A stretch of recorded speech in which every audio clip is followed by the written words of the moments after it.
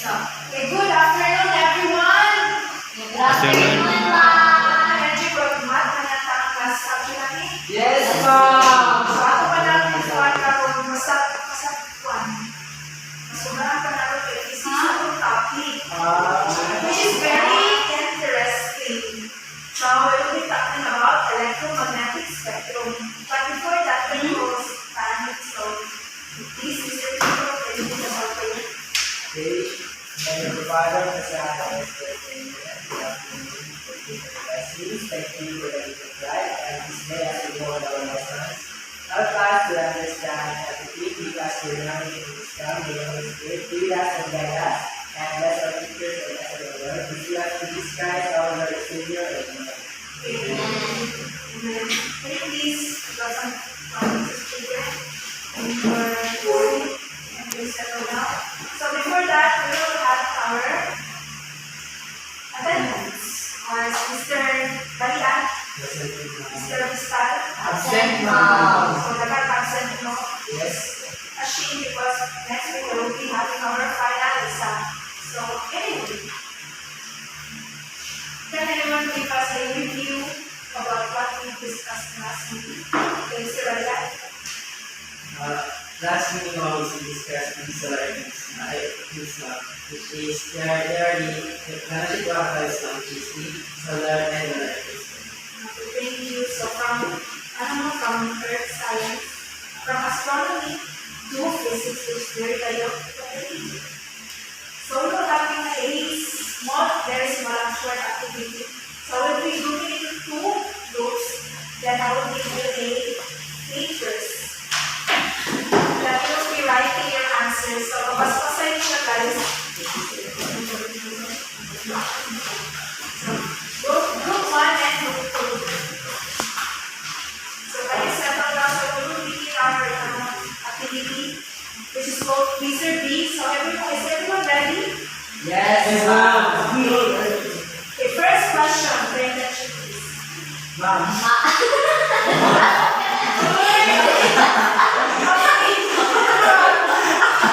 Wait, ma'am.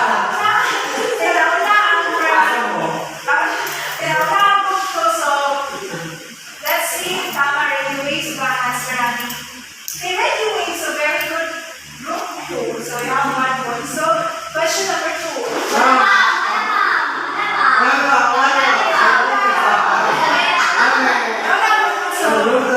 what's the answer group 1? So let's see. Okay, correct. So 1 point for group 1. So 1 sign na siya. So group question number 2.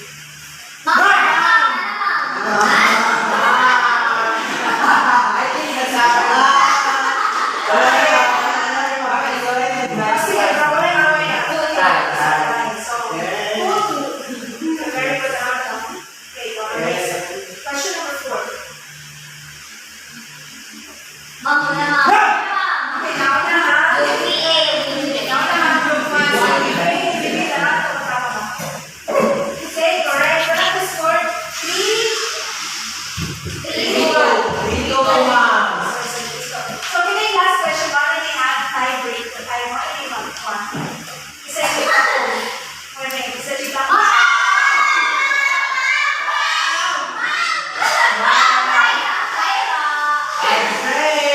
Okay, pero wala yung away na. Tayo na lang siya.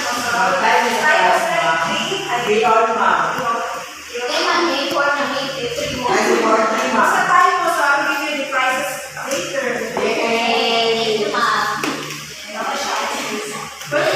Ito na po, ha? This afternoon, we'll be talking about electromagnetic Ayun. spectrum. So before that, we're having our objectives. So what are our objectives? First is compare the relative wavelengths of different forms of electromagnetic waves. Second is cite examples of practical applications of the different features of EM waves, such as the use of radio waves and telecommunications, and explain the effects of different temperature and limitations and the environment. So what is electromagnetic spectrum? So according to that, this electromagnetic spectrum is the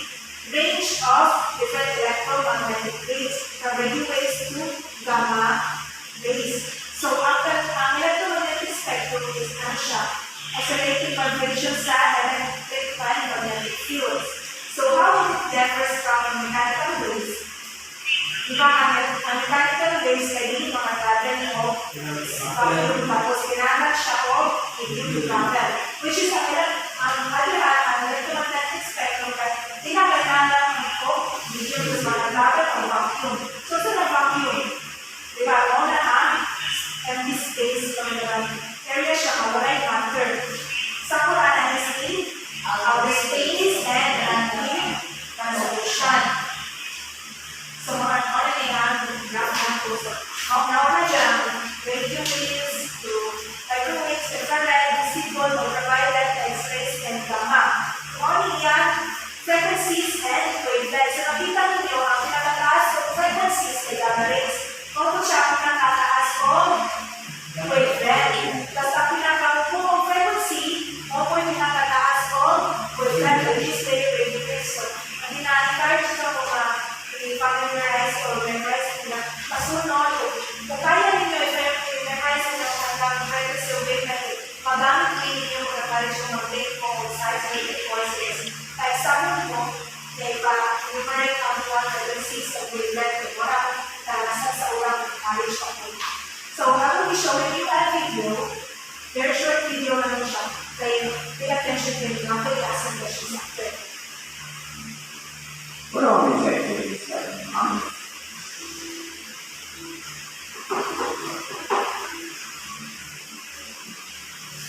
Each of them use waves from the electromagnetic spectrum. The electromagnetic spectrum is composed of EM waves. These are waves that are created as a result of vibrations in the electric field and magnetic field. In other words, EM waves are composed of oscillating magnetic and electric fields. This is why they are called electromagnetic fields. The electric field and the magnetic field of electromagnetic waves are perpendicular to the vibrations of each other, and they're also perpendicular to the direction of propagation of the wave. The electromagnetic spectrum is ordered by frequency, which is the number of wavelengths as fixed 1%. Frequencies measured in hertz, and the spectrum has a very wide range from 300 kilohertz to an incredibly small 3 times 10 to the electromagnetic field travels through mediums like air, solid material, or even vacuum. It does not need a medium possible to travel. Electromagnetic waves is travel. So, first question is, what is the relationship between wavelength frequencies and energy level according to the video graph that was shown before? Okay, please, Madam. I think has sila in a first relationship, meaning the longer the proximity, the longer the wavelength, the higher the frequency, the shorter the wavelength, the shorter the frequency. Yes, makita na natin din sa makita na natin din yung inverse relationship is radio waves nagbuong frequency, their taas o wavelength. Kasi ang gamma rays ay taas o frequency and their mobile o wavelength. Second question. Well, how do you think the order of waves in the electromagnetic spectrum is determined? Thanks for that. By the wavelengths and frequencies from longest to shortest wavelength and lowest to highest frequency. Yes, correct. Sa wavelength ay from higher wavelength ay longer wavelength to shortest wavelength, which is yung maguna dito sa radio waves, microwaves, and so on. Pag sa frequencies din may passage from higher frequency to lowest frequency, from gamma rays, X-ray, and so on. So third question, what are some examples of everyday applications of electromagnetic fields? Right?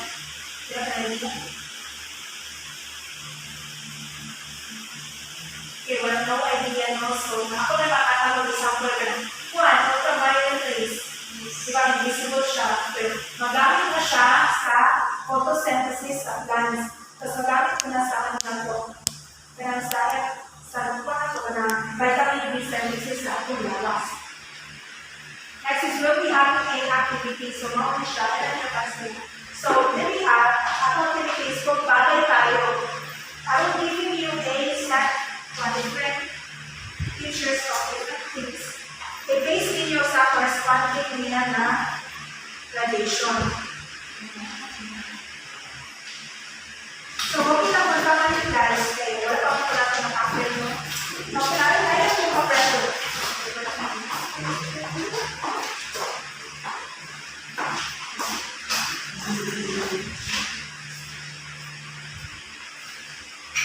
Okay, thank you for your participation. So, ako na lang po correct ba yung things. So, let's begin in microwave. So, ibutan nyo din ang oven, which is correct. Ano yung tawag na microwave oven? Ginagamit na siya sa food industry because ang microwave, pinaluto niya sa pagkaon doon by heating, pag nakikita na siya molecule sa food, kay chicken, sa chicken leg ang fried positive to eat tapos maluto na siya. So, sunod na ni kay next is radio waves. Ibutan niyo ang remote and satellite. Ano yung tama ang satellite. So, ginagamit ang radio waves ng pwede siya as kay siya o wavelength. Moti, magamit na ito siya sa satellite sa taas pero sa nasa doon sa satellite. Magamit sa radar, sa antena, kaya because sa taas kami na makagamit siya o kayo. So, next is the infrared. Lupa nyo din na sa infrared light. Ngayon na siya. Ulit tama, remote. Ulit, di ba, remote. Example natin lang, di ba, infrared, di ba, heat radiation, sa isang kamukha mo, isang organism.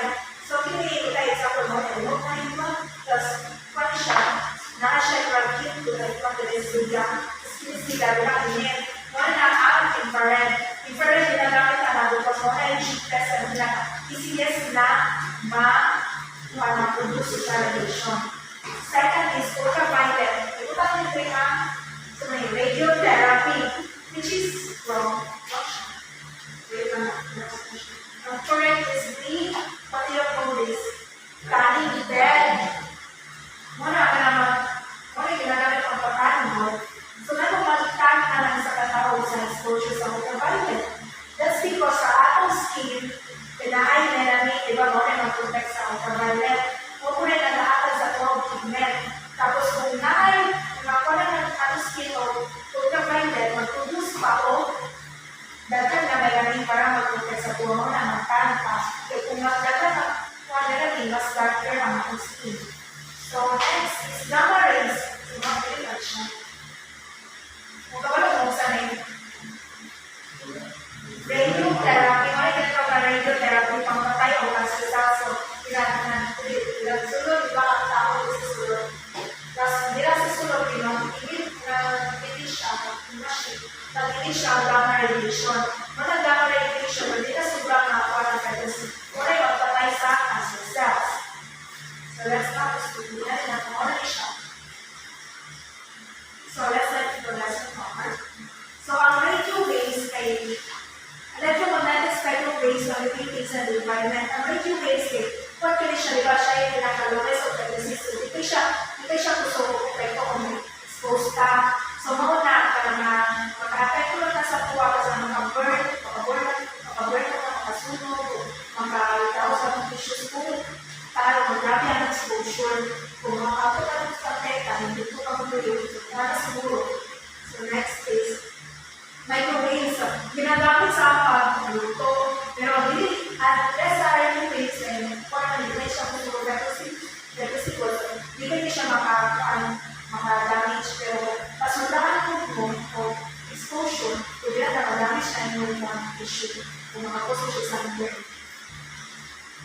So, infrared. So,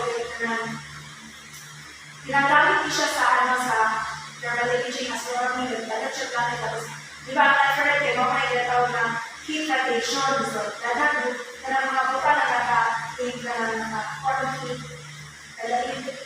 infrared na hindi ko sa sunlight fire, like the warm sidewalk. Pero warm sidewalk po, mapasip na ating mo sa minto na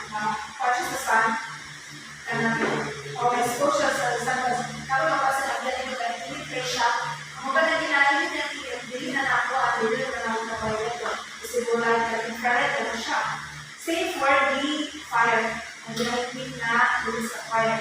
Tapos makapos ko siya ko greenhouse effect because ang greenhouse gases as mga nitrogen na mag-limit ko siya sila ko infrared. Next is visible light. So may kalahilan sa visible light o ultraviolet kasi sa kanya sa sun.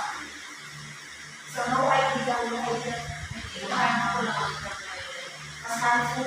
Yes, ma'am. And visible man from the word visible na makita ko sa Yes, correct.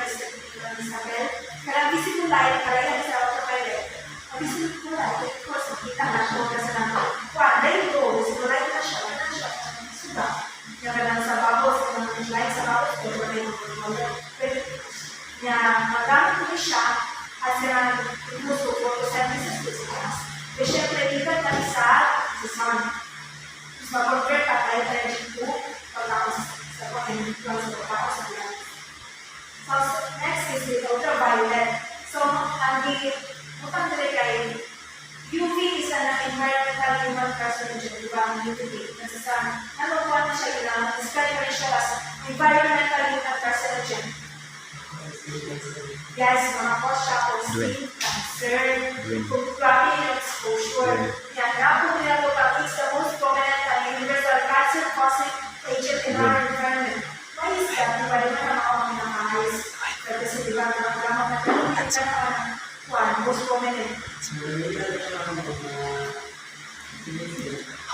Yes, correct. Kaya ang gama ay mamatay na talaga rin mata-expose na gama. Very rare na siya, etc. Bubuthat na bubuthat na rin atomic bomb. Pero hindi ultraviolet, everything na ito mga makuha, which is from the second. Iban pwede kumita ito mas long. Balay so, expose kita. Tapos na po yung tulog kasi sa UV, which is nasa UV, so ultraviolet chart, UVA, UVB, and UVC. Pero kung magpalit mo sa makikita lang yung diba, sa broad spectrum ba UVA and UVB lang, wala yung UVC, ito na. Because ang UVC,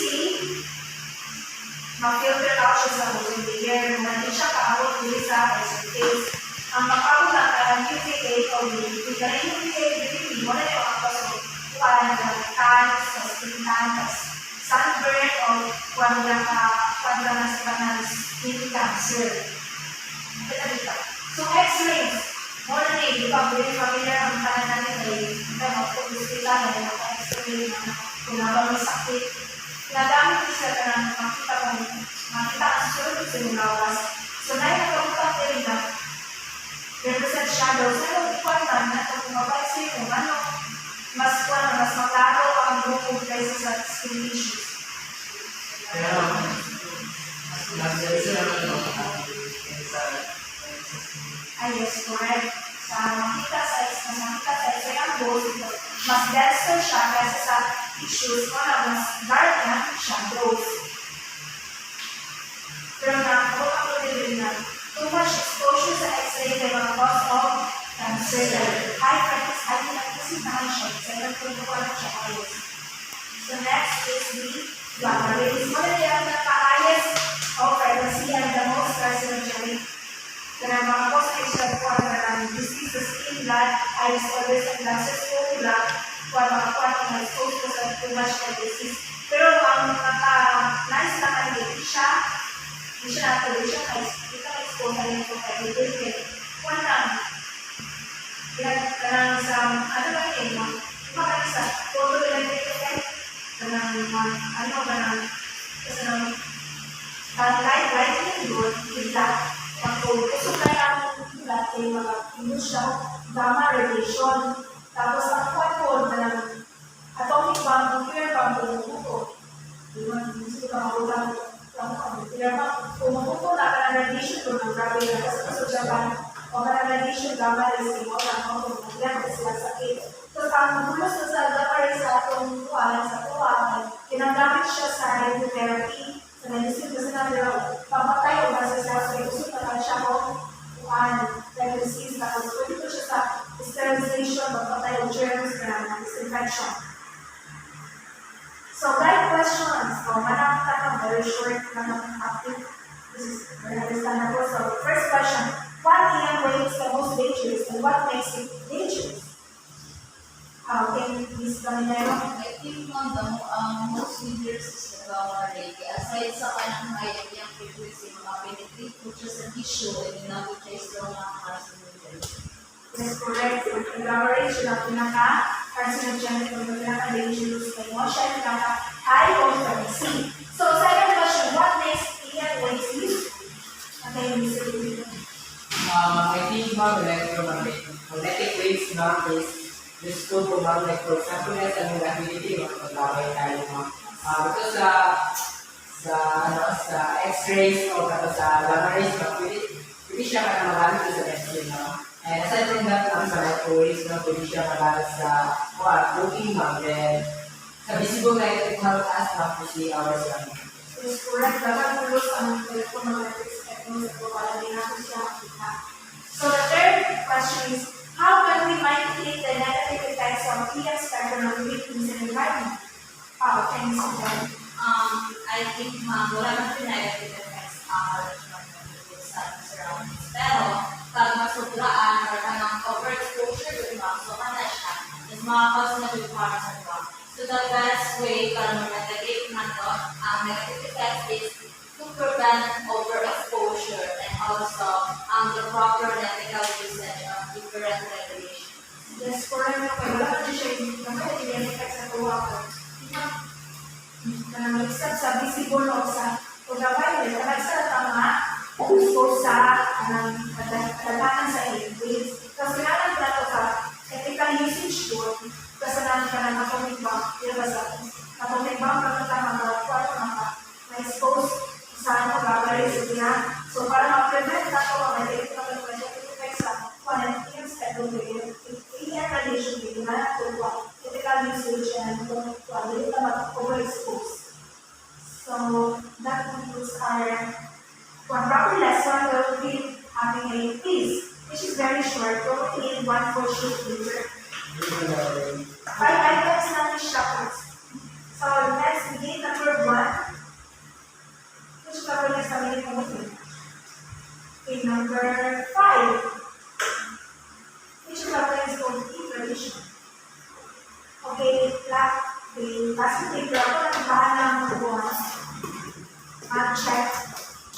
Confidential items for the quarantine. So, but before we end our discussion, we have an application. So, for the application part, create a video presentation regarding the effects, positive or negative, of electromagnetic waves that we can see in these surroundings. Uploading the main social media platform that the class will be grouped into 5 groups and will be given a week to complete the classroom. Well, what I do is ako mag-groups where the pananas ako isend sa itong GC. Ang groups ko ako isend sa GC. So, ako lang na guys, kung nato additional questions, pag-ipagkita na ko sa principal office. So, wala ko na yung once again class. So, class is this.